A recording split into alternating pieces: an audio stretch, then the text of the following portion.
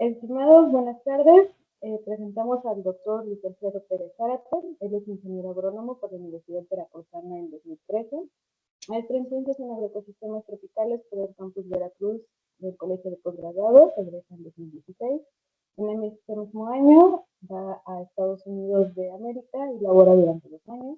En 2019 retoma sus estudios en el doctorado en Ciencias en Agroecosistemas Tropicales del Campus Veracruz del Colegio de Posgraduados bajo la dirección del doctor Juan Antonio Villanueva y egresa en febrero del 2024 con mención honorífica. Actualmente está realizando una estancia postdoctoral colaborando con los campus Veracruz y Campeche del Colegio de Posgraduados, mismo proyecto del que nos hablará en este seminario. Doctor Pérez, adelante. Muchas gracias. Me costó un poco de trabajo entenderte, Gaby, porque se escucha lejos. No sé si conmigo pase lo mismo. Yo sí me escucho bien. Sí, tú sí te escuchas bien.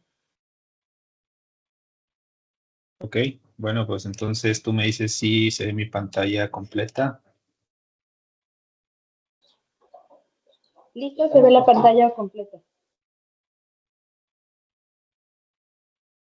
Ok, bueno, vamos a iniciar. Antes que nada, muchas gracias por la invitación a este seminario. Entiendo que ahorita hay una serie de seminarios que son impartidos por egresados del programa en agroecosistemas tropicales y que son, pues por motivo del 65 aniversario del Colegio de Posgraduados y del 45 aniversario del Campus Veracruz. Me siento muy complacido de poder participar ahora como egresado. Les voy a comentar rapidísimo que yo terminé el doctorado hace unos meses, en febrero, y ahora estoy participando en un proyecto de postdoctorado, igualmente asociado al Campus Veracruz, adscrito al Campus Veracruz, pero estamos trabajando de manera conjunta entre el Campus Veracruz, el Campus Campeche, y tenemos un equipo de trabajo que también contempla investigadores del Campus Montecillo, y recientemente se han incorporado investigadores de Sinaloa, del CIBIR, que es el Instituto Politécnico Nacional, que es Unidad Sinaloa. Y bueno, estamos arrancando precisamente con este proyecto. En realidad lo titulé el seminario Alcances y relevancias del proyecto, porque en este momento todavía no tenemos resultados concluyentes, pero me parece muy importante y espero lograr el objetivo de poder transmitir el mensaje de una manera digerible, en el sentido de que los conceptos que se manejan y todo el abordaje teórico que voy a manejar a lo mejor no es común para, al menos para muchos estudiantes del campus Veracruz. Entonces mi objetivo hoy, y me daré por bien servido, es si logran entenderme. El título de este seminario y también del proyecto es Alcances y relevancia del proyecto ¿Es la Wenlombing una enfermedad autoinmunitaria? Descripción de su proceso fisiopatológico en Citrus latifolia, que es el limón persa, y que es una especie tolerante a la enfermedad de importancia económica en México. Entonces, para entrar un poquito en contexto, veo que hay personas asistiendo a este seminario que son del Comité Estatal de Sanidad Vegetal. Pues un saludo para todos ustedes. Trabajamos junto con el Comité Estatal de Sanidad Vegetal de Veracruz y de Campeche. Entonces, eventualmente también sería muy bueno poder colaborar con otras instituciones. Hemos colaborado con Sinaloa y con otros comités estatales del país. Entonces, veo que hay de Baja California. Un saludo también para todos ustedes. Bueno, para entrar un poco en contexto, como la mayoría de ustedes sabrá, pues los cítricos son cultivos de importancia económica en el mundo, y por supuesto México no es la excepción. México es uno de los principales países productores de cítricos y de hecho ocupa el 4.º lugar en producción de cítricos a nivel mundial. Esto hasta el 2022, pero se ha mantenido en los últimos años. Y se estima que la producción de cítricos en México es superior a los 9.3 millones de toneladas anuales. Entonces, de esta producción, una gran parte, de hecho el 88%, se destina al consumo doméstico, es decir, al consumo local, al consumo interno en el país, y el 12% se exporta a diferentes países, principalmente Estados Unidos y Europa, y quienes han tenido la oportunidad de ir a Martínez de la Torre, pues en Martínez de la Torre hay muchas empresas que se dedican a la exportación, específicamente de limón persa, pero bueno, claro que se exportan también otros cítricos. Y de esta producción se estima que al menos 69,000 familias dependen directa o indirectamente de esta industria citrícola y participan al menos en algún eslabón de la cadena productiva. Sin embargo, como también se sabe, los cultivos de importancia económica, particularmente los frutales que se pueden encontrar en regiones con clima tropical y subtropical, pues tienen la presencia de plagas y enfermedades que en cada ciclo productivo merman la producción y reducen los rendimientos. Y para el caso de los cítricos, no es la excepción. Dentro de un complejo de enfermedades que atacan a los cítricos, una en particular, que es la que estamos trabajando, el One Longing de los cítricos, es una enfermedad que ha causado cuantiosas pérdidas a nivel mundial. En diferentes países previo al diagnóstico en México, se habían reportado cuantiosas pérdidas, por ejemplo, en Brasil. Actualmente el problema en Brasil sigue, pero se han incrementado otros países con reportes que son importantes, por ejemplo, Estados Unidos y algunos estados como Florida, California, Texas. Cada año reportan pérdidas millonarias por efecto del HLV. Entonces, en México se detectó por primera vez en 2009 en el municipio de Tizimín, en Yucatán, y posterior a esa detección, en un par de años ya se encontraba dispersado en muchos estados citrícolas, incluyendo Colima, que Colima fue uno de los estados más afectados.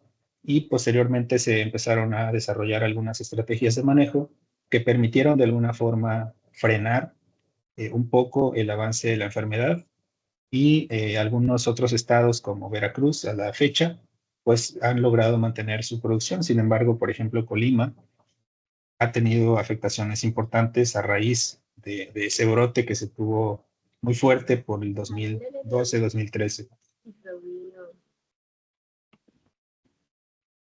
Bueno, esta enfermedad, perdón, alguien tiene su micrófono encendido.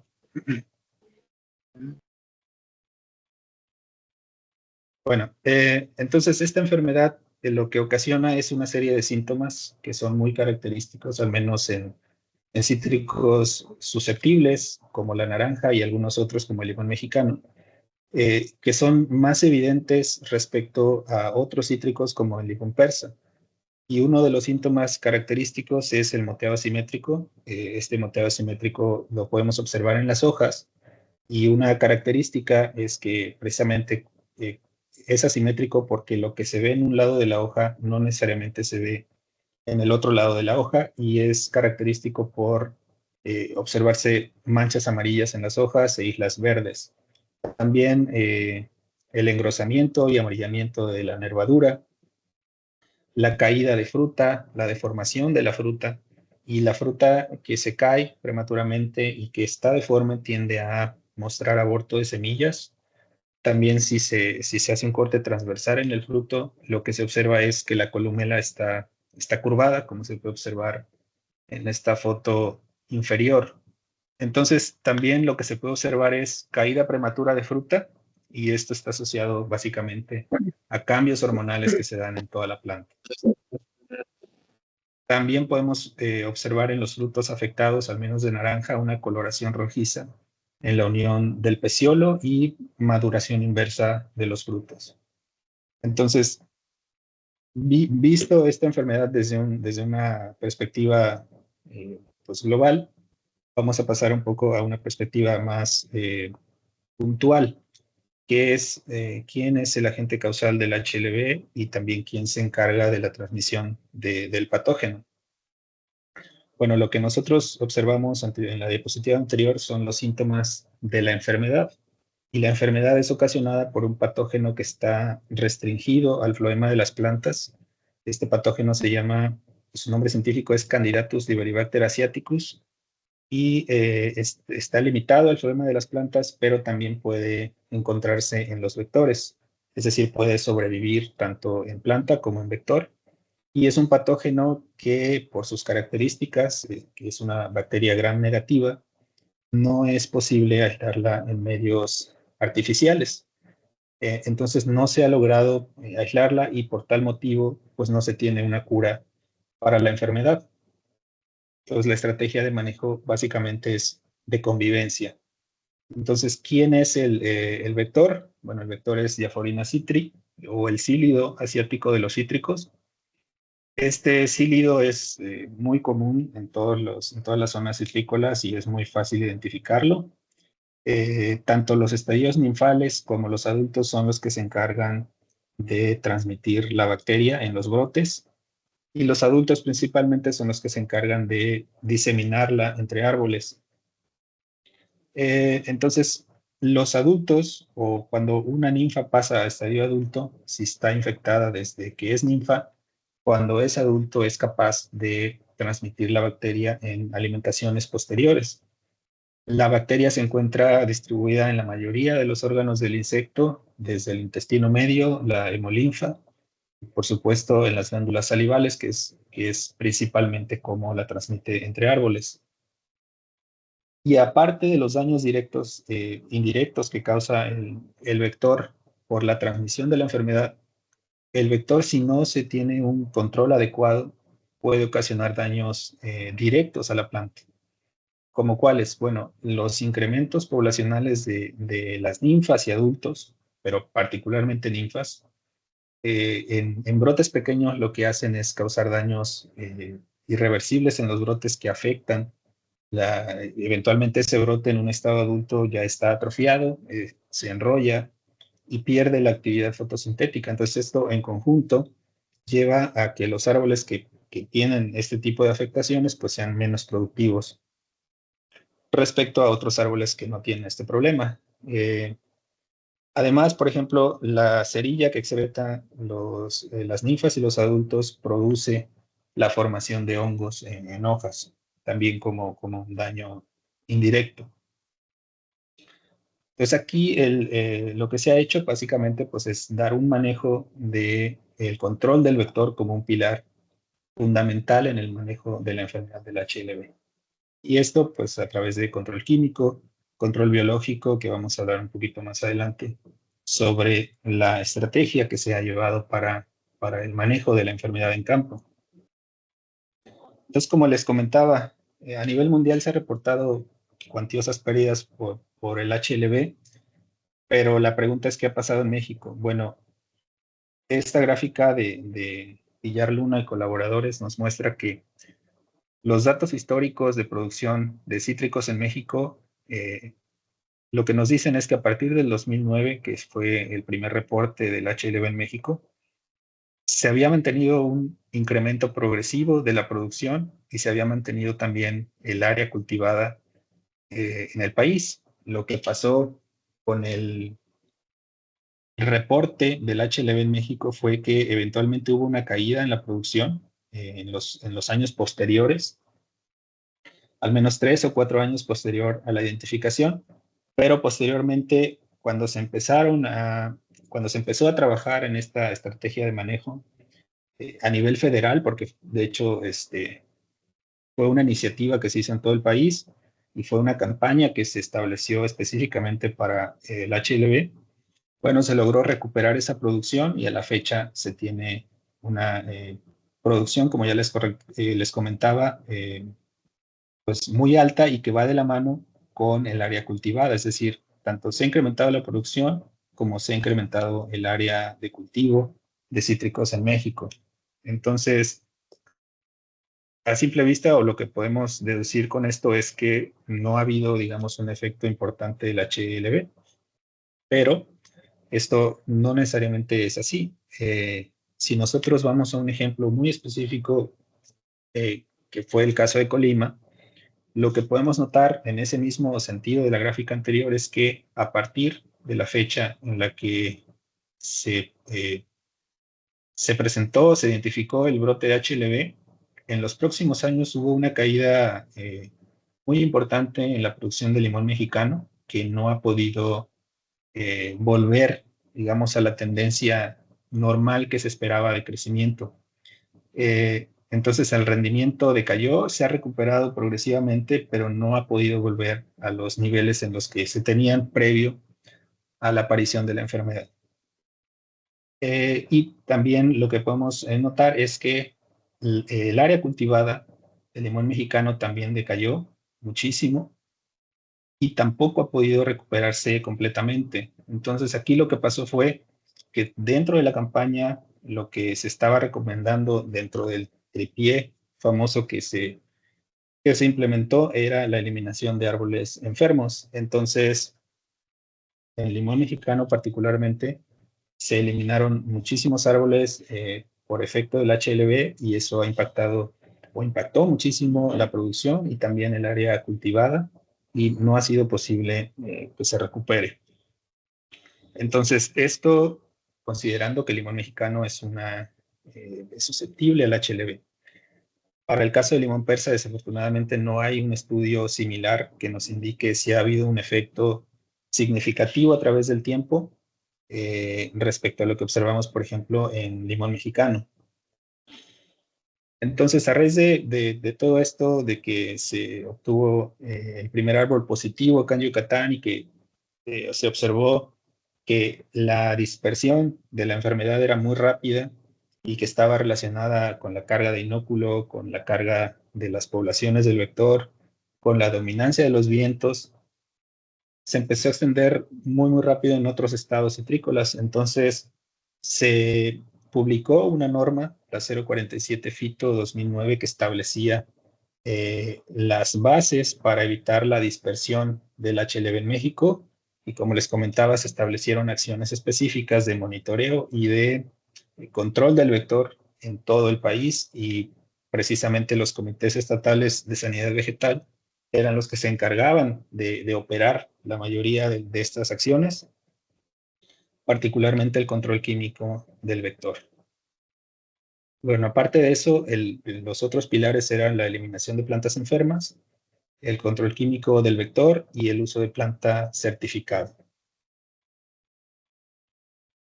Entonces, ya vimos cuál es el efecto del HLB en términos, digamos, globales de reducción de la producción en especies que son susceptibles y hay muchísimos otros ejemplos que se pueden consultar.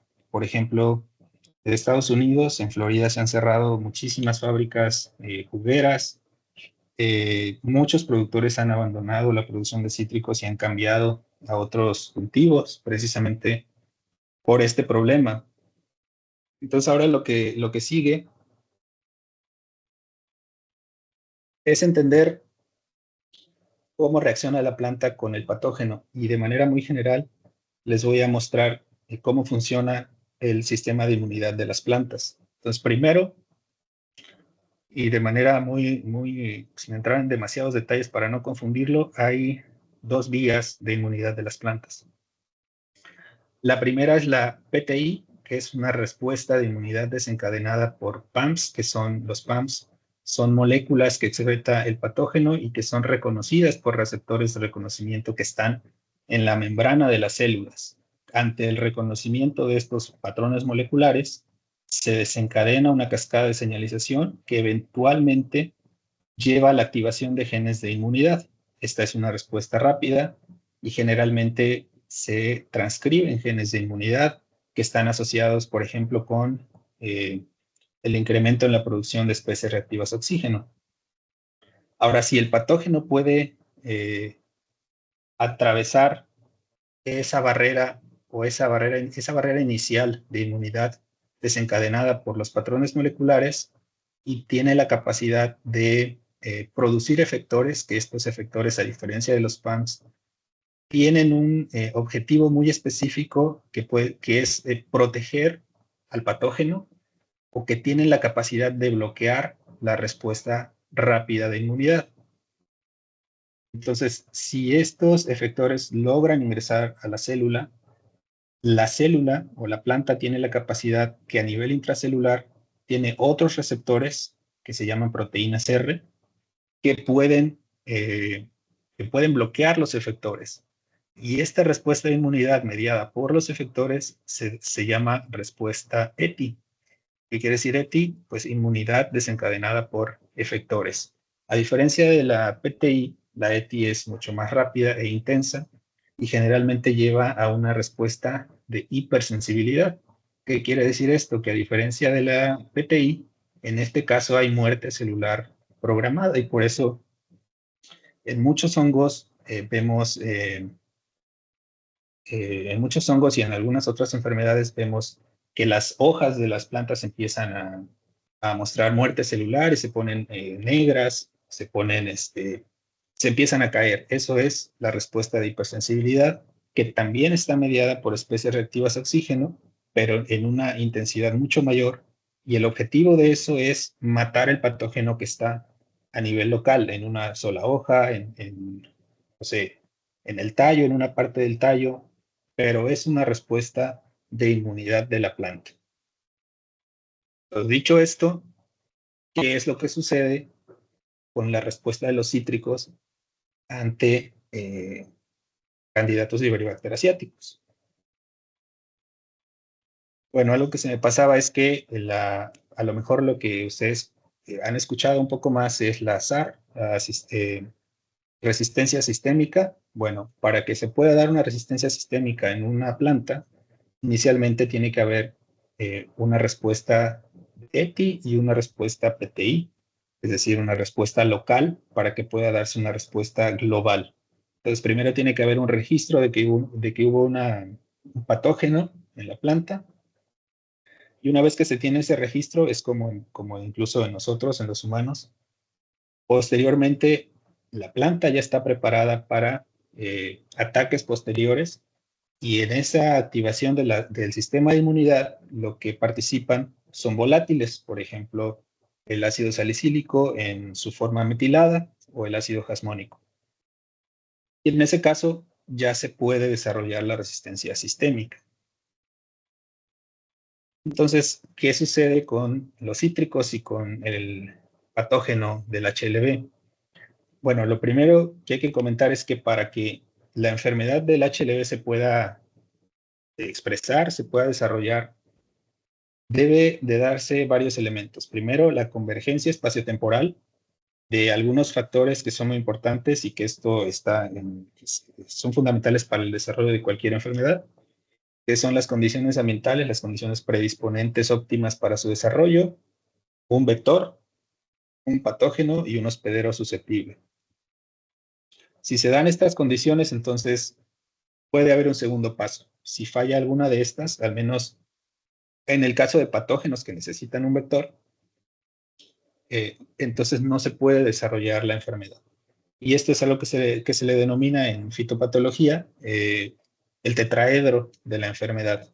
Y aquí lo que nosotros hicimos fue poner al agricultor como otro pilar fundamental, porque para que se pueda dar el desarrollo óptimo de la enfermedad, el agricultor tiene una incidencia muy importante en el desarrollo precisamente de la enfermedad, porque es el encargado de aplicar el conocimiento técnico que se genera en la investigación y es el encargado de realizar acciones de manejo. Y entonces, por supuesto, en una parcela donde no se da un manejo adecuado, entonces la enfermedad tiene más posibilidades de progresar respecto a otra parcela donde el manejo es adecuado. Entonces, como les comentaba, lo primero que se da es la transmisión. Imaginemos que este es un árbol sano y que se da la transmisión inicial. Entonces llega el vector, se alimenta de la planta y en ese proceso de alimentación infecta a la planta con la bacteria. Entonces la bacteria ya está ahí. en la planta. ¿Qué sucede después? Bueno, se da el reconocimiento. Como les comentaba, se ha estudiado la expresión de receptores en cítricos y se ha visto que tanto hay receptores tanto extracelulares como intracelulares, que son las proteínas R, y receptores asociados a los patrones moleculares del insecto. Posterior a ese reconocimiento, lo que se da es una cascada de señalización que está mediada principalmente, en el caso de los cítricos, lo que se ha observado es que está mediada principalmente por iones de calcio que actúan aquí, en este caso, como segundos mensajeros, como especies reactivas de oxígeno y MAPsinasas. Y entonces el incremento en esas cascadas de señalización hace blancos sobre factores transcripcionales que eventualmente transcriben o reprimen genes de inmunidad.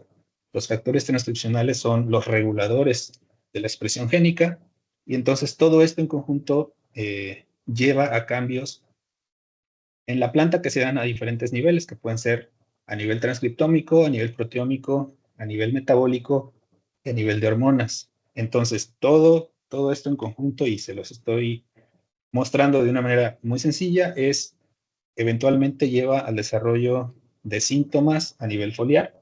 Y aquí les pongo el ejemplo pues, del moteado asimétrico, pero también bueno, es lo que nosotros podemos observar en las plantas, pero también se dan síntomas que nosotros no podemos ver y que en la investigación, como en este caso, los utilizamos como marcadores moleculares para poder identificar si una planta está enferma o no, o evaluar la respuesta ante algún tratamiento eh, exógeno de algo que nos pueda decir si tiene un efecto para reducir o para incrementar los síntomas asociados con la enfermedad, como el caso del contenido de almidón, pero también carbohidratos en general. Entonces, esto lo estamos viendo, digamos que de una manera rápida y de una manera más sencilla, pero nosotros nos dimos a la tarea de hacer una investigación un poquito más profunda y les muestro lo que sería la respuesta de inmunidad de los cítricos ante el HLV, pero considerando todos los estudios que se han hecho a nivel transcriptómico y en cítricos susceptibles, pero ahorita vamos a ver que no necesariamente en cítricos tolerantes se da una respuesta similar. Entonces, aquí lo primero que hay que decir es que los efectores o putativos efectores que se han identificado en el genoma de Candidatus liberibacter asiaticus son putativos, es decir, son propuestas y por eso están aquí en gris. Como les dije al principio, la imposibilidad de aislar la bacteria en medios artificiales ha imposibilitado pues la identificación de estos efectores. Entonces, lo que se ha hecho es secuenciar el genoma de la bacteria y buscar genes homólogos de patogenicidad, pero homólogos con otras especies como Candidatus liberibacter crescens, que sí puede aislarse en medios artificiales y que, digamos, por decirlo de alguna forma, son primos. Entonces, por eso son putativos, pero se ha identificado algunos efectores y PAMPs que son putativos de Candidatus liberibacter asiaticus. Entonces, imaginemos, bueno, lo primero que quiero que vean es que hay dos vías, las mismas que ya les comenté, la mediada por efectores y la mediana por patrones moleculares o PAMPs. Entonces, imagínense que ya está la bacteria ahí en su hoja. Imagínense que esto es una célula y esta célula pues tiene diferentes componentes, entre ellos los receptores que están aquí en esta membrana, en esta bicapa lipídica. Y estos receptores tienen diferentes funciones. Algunos son en receptores como proteínas, otros son receptores sinasas y la diferencia es que tienen dominios intracelulares diferentes. Entonces, estos receptores lo que hacen es reconocer moléculas que el patógeno está excretando, pero que no necesariamente son efectores, sino que de manera natural las excreta o, por decirlo de una manera coloquial, suda y entonces lo reconocen los receptores. Entonces, ante ese reconocimiento se da una cascada de señalización que para decirlo rápido, pues lleva a la transcripción de genes de biosíntesis de ácido jasmónico, y también lleva a muerte celular programada. Esta digamos que es la vía más rápida. Ahora, la respuesta que se da ante esta señalización es la producción de peróxido de hidrógeno, que es una ROS, una especie reactiva de oxígeno. Sin embargo, en el genoma de CLAS de la bacteria se han identificado algunos efectores que potencialmente tienen la capacidad de inhibir la actividad de ROS, y entonces podemos concluir que su objetivo, digamos, sería proteger a la bacteria contra las ROS. Entonces, ese es el trabajo de un efector de patógenos. Sin embargo, repito, son putativos. Entonces, una vez que logró esquivar esta barrera de defensa, lo que se da es que los efectores de la bacteria ingresan a la célula, pero en la célula, como ya dijimos, hay otros receptores. Estos receptores son proteínas R que tienen dominios diferentes a los receptores transmembranales, y lo que hacen es desencadenar otra respuesta de defensa, que generalmente, repito, en cítricos susceptibles está mediada por la señalización de ácido salicílico. Entonces, lo que podemos observar aquí es que hay otros efectores que bloquean al ácido salicílico y lo convierten en catecol. Entonces, estos potenciales efectores como este, que se llama salicilato hidroxilasa, lo que hace es inhibir la señalización de ácido salicílico, y entonces, eventualmente, si esto es cierto y estos efectores son reales, recordemos que son putativos, pues lo que haría es que si inhibe la señalización, entonces la bacteria tendría más posibilidades de establecerse y de eventualmente desarrollar síntomas. ¿Ok? Entonces aquí hay otros efectores que están afectando la producción de energía en el cloroplasto, pero entonces esta vía potencial de inmunidad desencadenada por efectores igualmente lo que lleva es a la producción a la transcripción de genes de inmunidad. ¿Por qué? Porque el incremento de los niveles de ácido salicílico pues eventualmente lleva a que se transcriban genes de inmunidad y también eventualmente haya muerte celular programada. Entonces, esto es lo que se ha visto que pasa en cítricos susceptibles. Y entonces, lo que podemos concluir aquí es que en general la bacteria prospera, pero si nos podemos dar cuenta también, ninguno de los factores de patogenicidad de la bacteria está relacionado directamente con los síntomas que vemos de la enfermedad. O sea, no hay ningún factor de patogenicidad, por ejemplo, que esté relacionado con una mayor producción de almidón directamente. O sea, sí se incrementan los niveles de almidón, pero no por un efector específico, sino por una reacción que es secundaria, que es propia de la planta. Entonces, ¿qué más? Bueno, hicimos otro análisis de todo lo que se ha estudiado y notamos que hay una diferencia muy importante en la reacción de las plantas que son tolerantes a las que son susceptibles, y esta diferencia radica tanto a nivel de receptores como de enzimas antioxidantes. Por ejemplo, hay una mayor actividad de enzimas antioxidantes en cítricos tolerantes respecto a los cítricos susceptibles. En cuanto a los genes y proteínas de resistencia, hay una menor expresión en susceptibles y una mayor expresión en tolerantes. ¿Qué otra cosa? Bueno, las amilasas, que son genes asociados a los síntomas, pero las amilasas son enzimas que degradan almidón. Hay una mayor actividad en los cítricos tolerantes respecto a los susceptibles. Y otra cosa muy importante es que en cítricos susceptibles se ha observado una mayor actividad de fitohormonas que están relacionadas con la señalización de defensa, pero eso no se ha visto en los cítricos tolerantes. Entonces, esto nos indica que hay características de tolerancia que tienen estos cítricos, como el limón persa, que están ayudando de alguna forma a que la enfermedad no se comporte de la misma manera. Es decir, que el patógeno de alguna forma está ahí, pero la planta puede continuar su crecimiento y su productividad conviviendo con el patógeno. Otra cosa importante es que los cítricos tolerantes, a menos el limón persa, es triploide, y El limón mexicano y la naranja son diploides, entonces esto les da características muy particulares de respuesta. Por ejemplo, la respuesta que se ha observado es de múltiples genes, es poligénica, y entonces la mayor respuesta en cuanto a esos genes se ha observado en mayor medida en cítricos tolerantes.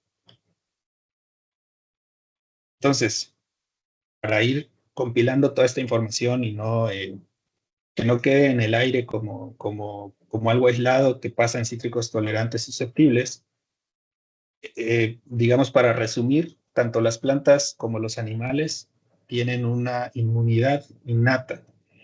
Los humanos, por ejemplo, tenemos también un sistema de inmunidad. Entonces, en plantas esto se conoce como un sistema de defensa. Este sistema de defensa o de inmunidad en general lo que hace es proteger a la planta y a los animales contra múltiples patógenos. Yo creo que estamos de acuerdo en eso todos. Pero aquí la cosa es que cuando pensamos en inmunidad de plantas como defensa de plantas, nos hacemos la pregunta si eso tiene algún efecto negativo o todo es positivo. O sea, ¿la defensa ayuda a la planta? ¿O nos hemos preguntado si esa propia defensa la está afectando? Entonces, ese básicamente es la pregunta que nosotros nos hicimos, no solo nosotros. Estoy citando ahí a un autor que se llama Ma, colaboradores en 2022. De hecho, ellos hacen esta propuesta, digamos, ya a nivel mundial, y que nosotros la retomamos como la base para hacer este trabajo. Entonces, la enfermedad del HLV es similar a las enfermedades autoinmunes en humanos por lo que se ha observado. Y el sistema de inmunidad es el responsable de causar los daños al huésped. También lo que les expliqué ya lo confirma, porque como les decía, no hay ningún factor de patogenicidad de la bacteria que esté relacionado directamente con los síntomas de la enfermedad. Por el contrario, la respuesta que se ha visto de defensa es la responsable de causar estos daños. Entonces, ¿cómo causa Candidatus liberibacter daños a las plantas de cítricos? Bueno, lo primero es que directamente Candidatus liberibacter no causa daños. Lo que hace es estimular una respuesta crónica y sistémica en el tejido del floema.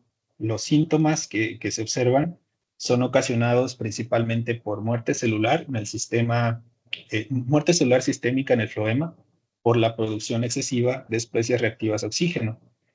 Eh, También lo que se ha visto es el bloqueo del floema por calosa y proteínas PP2, que son, en inglés son proteínas del floema, y eso lleva al colapso en los cloroplastos por la acumulación de almidón y de otros carbohidratos a nivel foliar. Y este taponamiento lo que hace es una reducción en la translocación de azúcares. Entonces, Ma y colaboradores lo que concluyen es que la enfermedad del HLV es de tipo autoinmune. ¿Y ellos qué proponen para poder reducir, digamos, los daños ocasionados por esta respuesta de inmunidad? Bueno, lo que proponen son tres cosas. La nutrición balanceada, porque las deficiencias de nutrientes llevan a una mayor producción de especies reactivas a oxígeno. La aplicación de micronutrientes para incrementar la actividad enzimática de enzimas antioxidantes y el uso de fitohormonas, como el ácido gibberélico, que primero protege las células contra especies reactivas a oxígeno y segundo promueve la regeneración celular, esto relacionado, por supuesto, a la muerte celular del floema. Pero no solo estos autores han llegado a esa conclusión. Bueno, ellos llegaron a esta conclusión literal, pero hay otros estudios que han mostrado respaldo científico, pero que no habían hecho, digamos, esta conclusión de autoinmunidad. Entonces, por ejemplo, Pitino y colaboradores en 2017, lo que observaron es que conforme incrementan los síntomas o el nivel de sintomatología en hojas, eso está relacionado primero con un mayor número de bacterias. Si observamos los CTs, los CTs son de producto del tiempo real, del PCR en tiempo real, y un CT más alto indica una menor cantidad de bacteria, un CT más bajo, una mayor cantidad de bacteria. Bueno, eso está asociado también o tiene una correlación con el incremento en la concentración de peróxido de hidrógeno. Y entonces las categorías más altas en cuanto a nivel de síntomas tienden a mostrar una mayor cantidad de peróxido de hidrógeno. Ahora, recordando, el peróxido de hidrógeno se produce como una respuesta de defensa de la planta. ¿Pero qué más? Bueno, la calosa, que la calosa es lo que taponea el floema y que evita el flujo de fotoasimilados, lo que se ha observado es una mayor cantidad de calosa en plantas positivas, candidatos Liberibacter asiaticus, respecto a plantas negativas o plantas sanas. Y eso si lo cuantifican, pues lo que se observa en realidad es que hay una cantidad de formación de calosa, o está aquí lo que se ve es fluorescencia, y se ve una mayor acumulación de calosa. Bueno, pues evidentemente las plantas enfermas producen en mayor medida calosa respecto a las sanas. Ahora, otro estudio en donde hicieron una comparación entre lima persa, que es tolerante, versus limón mexicano, que es más susceptible, lo que observaron en cuanto a la acumulación de calosa, y esto es por microscopía, que la planta sana, pues como se espera, no tiene acumulación de calosa. Tienen dos estadios, digamos, de síntomas. Plantas enfermas que son asintomáticas y plantas enfermas con síntomas. Entonces, lo primero es que el limón mexicano en una condición asintomática tiende a mostrar una mayor cantidad de calosa respecto al limón persa asintomático. Y en el caso de hojas que son sintomáticas, en ambos casos se da la presencia de calosa, pero el limón mexicano se da a un nivel mucho mayor respecto al limón persa. Entonces, básicamente, todas las conclusiones a las que se han llegado es que todos estos daños, todas estas variables o biomarcadores que se han utilizado para evaluar la respuesta de las plantas, indican que la enfermedad en realidad está siendo ocasionada por el propio sistema de inmunidad de las plantas.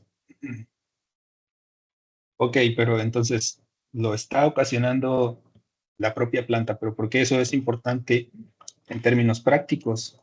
¿Por qué es importante si el HLV es una enfermedad autoinmune o no? Bueno, pues es muy, muy importante porque todo el manejo convencional que se está dando es para atacar o para tratar de impedir el progreso de la bacteria, pero ninguna de las estrategias que se están implementando, al menos en México, está enfocada para reducir la producción de especies reactivas a oxígeno o la señalización de defensa que lleva a la producción de especies reactivas a oxígeno. Entonces, si por ejemplo esto es cierto, se esperaría que si tú aplicas ácido salicílico, que es una molécula de señalización que lleva a una mayor expresión de inmunidad, pues eso en lugar de ayudar sería perjudicial. O sea, estaríamos obteniendo un resultado contrario.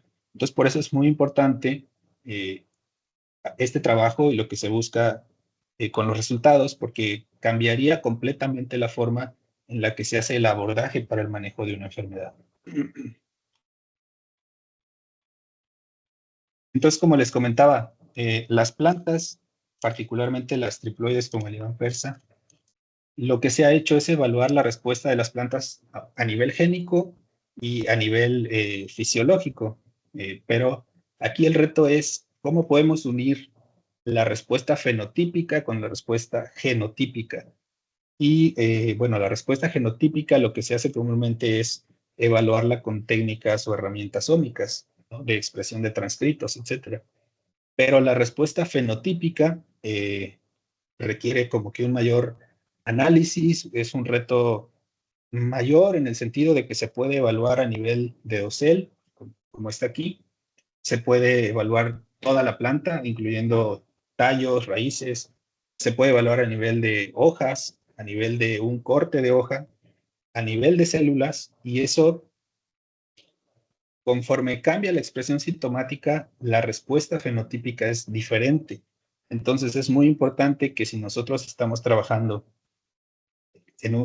con una investigación aplicada de este tipo, lo que nuestro reto, digamos, es juntar la respuesta fenotípica con la respuesta genotípica.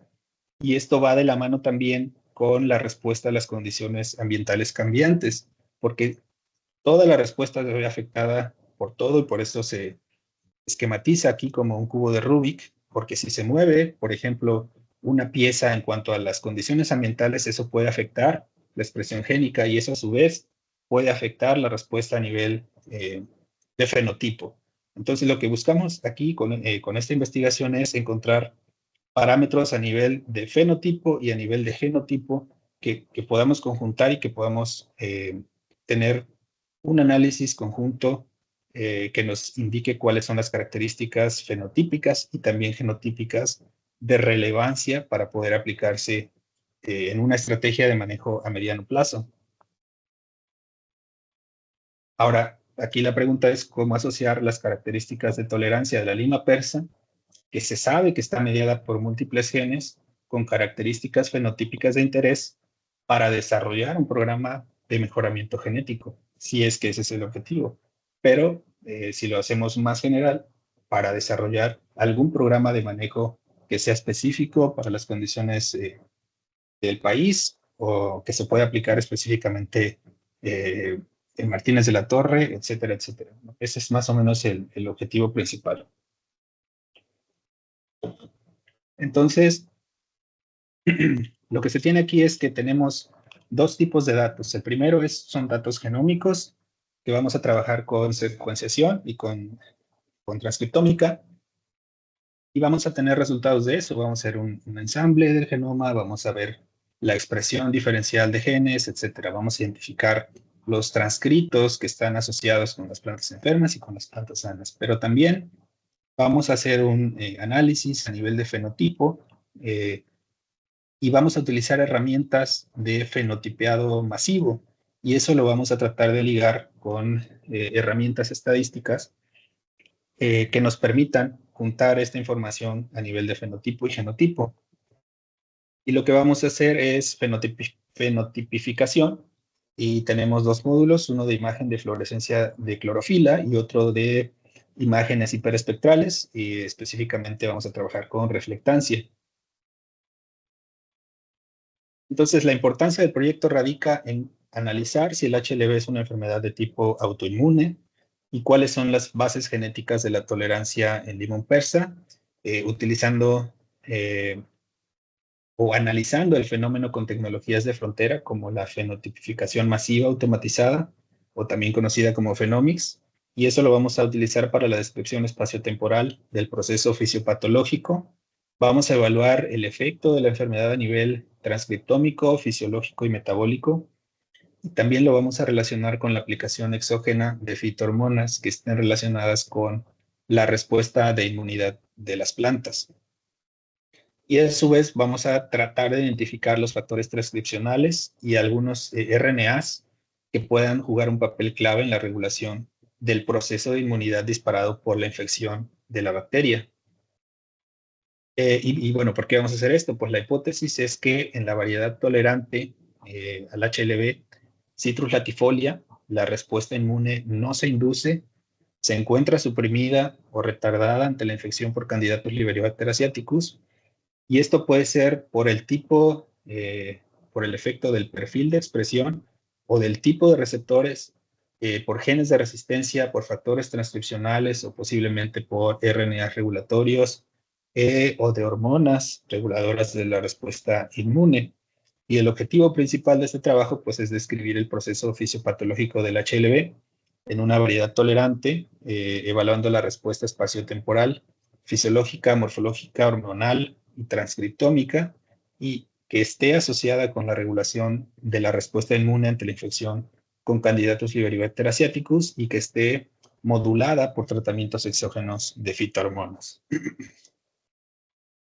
Entonces, ¿qué se ha hecho? Lo primero que hicimos fue comprar plantas certificadas e inocularlas con varetas provenientes de campo. Esto se hizo acá en Campeche. Se colectaron varetas de parcelas que los compañeros de Sanidad Vegetal previamente tenían identificadas y también no solo identificadas, sino que se habían hecho ya PCRs con esas plantas. Entonces nosotros fuimos por la vareta e injertamos la planta para inocularla. Entonces, posterior a la inoculación, pues dimos un periodo de tiempo considerable, al menos 8 meses, para que se tuvieran hojas.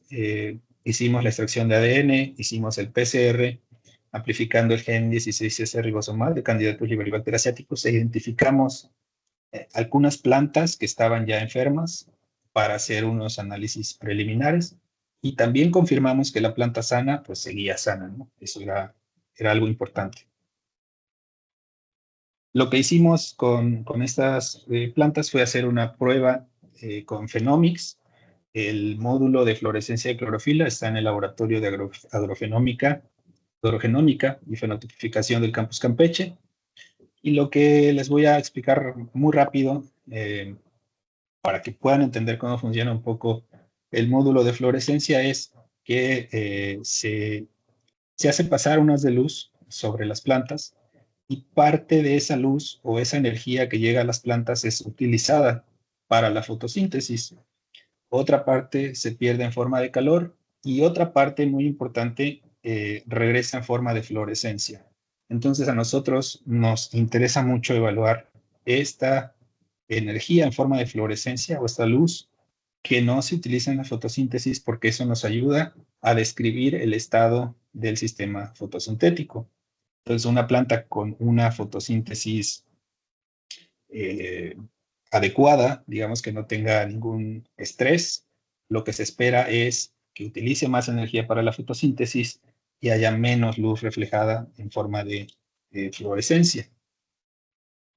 Y viceversa, ¿no? La idea de una planta estresada es que va a emitir más fluorescencia y va a absorber menos luz para fotosíntesis. Entonces, el protocolo que utilizamos en el Phenomics, lo que podemos observar aquí es desde un tiempo 0 hasta los 200 segundos y lo que sucede en ese tiempo. Lo primero que se hace es poner las plantas en oscuridad y se toman parámetros parámetros que el equipo calcula, como la fotosíntesis mínima, fotosíntesis máxima. Entonces, después de un periodo de oscuridad que se da un flachazo con luz, hay un periodo de oscuridad, y después hay un periodo de los 40 más o menos a los 80, 90 segundos, en donde se incide flachazos de luz muy fuerte, y se va capturando la respuesta del fotosistema y se van midiendo diferentes parámetros. Posteriormente hay otro periodo de oscuridad, y también hay otros flachazos con otro tipo de luz que están siendo capturados por el equipo en cuanto a la respuesta del aparato fotosintético. Ahora, posterior a eso, todos estos parámetros son los que se miden, parámetros que son medidos en el momento y parámetros que son calculados posteriormente por el equipo y que nos describen cuál es. Doctor, si pudiera Sí, acompañar un poco a terminar la presentación para dar oportunidad a la ronda de preguntas, por favor. sí, perdón, es que me emocioné. Ya voy más rápido. Bueno, básicamente se miden todos estos parámetros y les muestro un ejemplo de cómo funciona el equipo. Se mete la planta y eventualmente se enciende el protocolo, y entonces se hace incidir luz sobre las plantas. Básicamente es eso. Este es el resultado. Nosotros tenemos plantas con diferente sintomatología que nos interesa evaluar, y entonces el resultado, por ejemplo, de este parámetro, que es el de eficiencia fotosintética, nos dice que las plantas que no tienen síntomas tienen una mayor eficiencia fotosintética respecto, por ejemplo, a estas que son amarillas, que tienen algunos síntomas de deficiencia o incluso de HLB. Bueno, pues la fotosíntesis es mucho mayor en estas hojas, que son las hojas fuente. Tenemos otro parámetro como el NPQ, que nos indica la capacidad del fotosistema para disipar luz, básicamente. Entonces, el mensaje es que con este tipo de herramientas podemos hacer evaluaciones muy precisas, no son destructivas, y nos permiten evaluar en un periodo de tiempo determinado todo el progreso de la enfermedad en una planta. Este es otro ejemplo con hojas. hojas sintomáticas, asintomáticas de plantas enfermas y hojas asintomáticas de plantas sanas. Si se dan cuenta, pues hay una diferencia en cuanto al parámetro de NPQ, que la planta sana está más alto y mucho más bajo en las plantas enfermas, incluso en una condición asintomática. Herramientas estadísticas con las que estamos analizando los datos de Phenomics que son masivos y rápidamente, pues lo que podemos observar es que hay una diferencia muy clara entre plantas sanas y plantas enfermas, al menos con análisis de reducción de dimensiones y con componentes principales. Lo que se sigue trabajando es en el módulo de imágenes hiperespectrales. Seguimos trabajando con herramientas estadísticas para el análisis masivo, estandarización de metodologías de calosa, peróxido de hidrógeno, almidón y extracción de RNA para el eventual análisis transcriptómico. Montamos ya un experimento en Veracruz para evaluar algunas hormonas a nivel foliar y cuantificar las hormonas endógenas relacionadas con la respuesta de inmunidad. Este trabajo lo está realizando el doctor Freddy Morales. Tenemos ya arrancado un segundo experimento, está en la fase inicial, para lo cual repetimos nuevamente la inoculación. Y de este experimento es el donde vamos a sacar todas las muestras para mandar a secuenciación y vamos a hacer una comparativa entre limón persa y limón mexicano. Y bueno, estamos trabajando también, no todo es aplicado, estamos trabajando ya con el acercamiento con productores en Martínez de la Torre y Campeche, y estamos trabajando con los comités estatales de sanidad vegetal de Veracruz y de Campeche también, pues, para poder eventualmente no solo quedarnos en la parte aplicada, sino llegar a transferir los resultados. Bueno, hay 2 postdoctorados asociados a este proyecto, 2 estudiantes de licenciatura, y los objetivos a mediano plazo precisamente pues sería la evaluación de los tratamientos en campo, el aporte científico al entendimiento del proceso fisiopatológico del HLV y el aporte, por supuesto, para tratar de resolver la controversia que se tiene sobre la etiología de la enfermedad y identificar blancos moleculares que potencialmente puedan ser manejados de manera exógena y endógena para el tratamiento del HLV en campo y las bases para un programa de mejoramiento genético.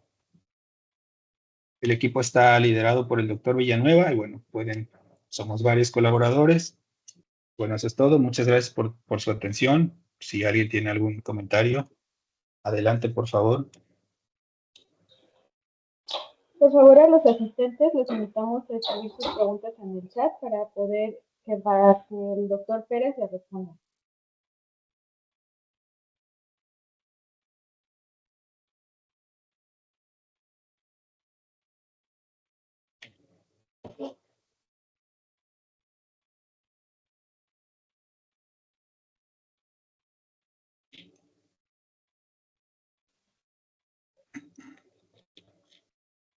Al parecer,